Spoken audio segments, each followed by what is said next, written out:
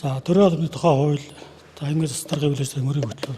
Босол 2030 гээд энэ эрхцэн баримт төчгүүдэд багш нарын орон сууцаар хангах дэмжлэг үзүүлэх юм зохицуулт байгаа. Энэ одоо зохицуултын хүрээнд өнөөдөр засгийн зөвлөлийн хурлаар багш нарт орон сууцны одоо худалдаж авах дэмжлэг үзүүлэх багш гэрүүлд ийм одоо журмын төслийг танилцуулж дэмжлэг авлаа. За журмдаар бол ер нь Дархан Уул аймагт ажиллаж байгаа. За 3-аас дээш жил ажилласан доктор суурьшилтай цаашдаа 10 жилээс доош хугацаанд Дархан Уул аймагт ажиллах ийм одоо боломжтой сонирхолтой ийм хүмүүст орон сууцтай дэмжлэг үзүүлээ гэж байгаа. Өөрөөр хэлбэл одоо ипотекийн зээл бусад одоо их усраар зээл авахд 20-30 сая төгрөгийн дэмжлэгийг эхний ээлжинд энэ 25 онд агтаагаад 15 гэрүүлд цаашлаа жил болгон 28 он хүртэл ингээд энэс доошгүйгээр ингээд дэмжлэг үзүүлэх ийм журам төслийг танилцуулж байна. За журамдаар бол бид нар ерөнхийдөө орон сууцны нөхцөл байдлын судалгааг бас авч үзсэн. Дархан Уул аймаг тулсын салбарт нийт 2804 багш ажилтнууд нь одоо ажиллаж байгаа. Эдгээрээс одоо ингээд орон сууц судалгаа яг одоо шаардлага хангасан одоо дэд үтцтэй энэ орон сууцнд амьдарч байгаа багш ажлын тоолны 40% эзэлж байгаа. Тэгэхээр одоо бид нар энэ цаашдын өрн болоос багш нарыг орон сууцаар дэмжлэг үзүүлэх аашгүй шаардлагатай байна гэж үзэж энэ журмыг өнөөдөр танилцуулж байна. За өдрийн урдсан тооцоолоор яг багш гэрүүл гэдэг одоо яг ингээд бусдын салбарт гэрүүлээр ажиллаж байгаа 94 багш ажилтан байгаа. Тэгэхээр эдгээр одоо багш ажилтнуудаас сонгох цаашдаа өнөөдрийн засгийн зөвлөлийн хурлаас бас зөвлөлийн гишүүд тодорхой саналуудыг хэлж байна.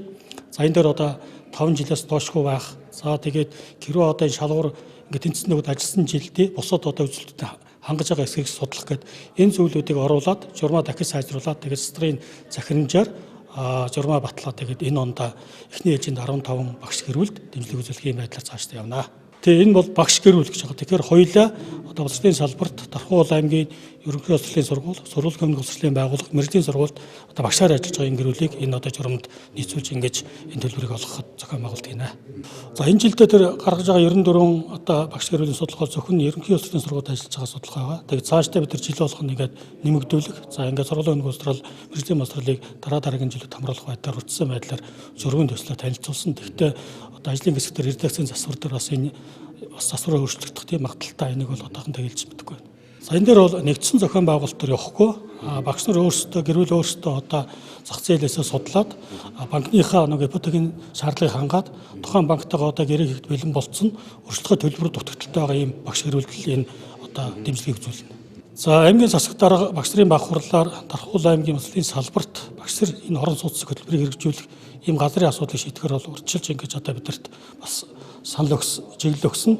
Энэ одоо улсын газар түрүүний ярьж байгаа судалгаа хийгээд нийт улсын салбарт 2804 одоо багш ажилтнууд ажиллаж байна. Үүний 40% бол одоо бас орон сууцны төдийлөнтэй одоо яг шаардлага хангасан сайн чанараар амьдарч чадахгүй байна судалгаа гаргаад тэгээд засаг даргаад албан бичгээ саналаа хөрвүүлээд засаг дарга манай бичгийг одоо газрын албанд бас уламжлаад одоо ер нь бол газрын асуудлыг шийдэх юм төвчөнд явж байгаа. Хэрвээ энэ газрын асуудал шийдэгдэх юм бол одоо 26 оноос эхлээд одоо орон сууц багш ийм орон сууцны төсөл хэрэгжиж орон сууц барих энд тодорхой тооны одоо багш гэрүүлийг хамруулах ийм одоо бас давхар юм юу явж байгаа. Дээр нь нэмээд төрөөсгөө орон сууцуудын хөтөлбөрийг бол 2023 оноос хэрэгжүүлж гисэн. За энд бол нэг 10 одоо залуу гэрүүл хамрагддаг. Одоо яг энэ 3 жилийн хугацаатай төрөөс орон сууц хөтөлбөрийн 25 онд дуусж байгаа. Өргөлөөр дахиад 10 гэрүүлийг 26 оны 1 сарын 1-ээс дахиад одоо энэ төрөөс орон сууц нь хамруулах гэдэг судалгаа хийгээд явж байгаа. Тухайн одоо залуу гэрүүл 3 жил хугацаа төрөөс орон сууц суулгаад энэ хугацаанд одоо залуучууд маань одоо салингийнхаа тодорхой зүйлийг одоо хоримтлон үүсгээд орон сууцны өрсөлдөх төлбөртэй болох ийм боломжийг бүрдүүлэх зорилгоор бол энэ төрөөс орон сууц хөтөлбөр хэрэгжиж байгаа. Тэгэхээр өмнөх одоо 10 гэрүүл 3 жилийн хугацаанд дуусаад дараагийн 10 гэрүүлийг дахиад шинээр оруулна гэсэн үг. Хамруулна гэсэн үг.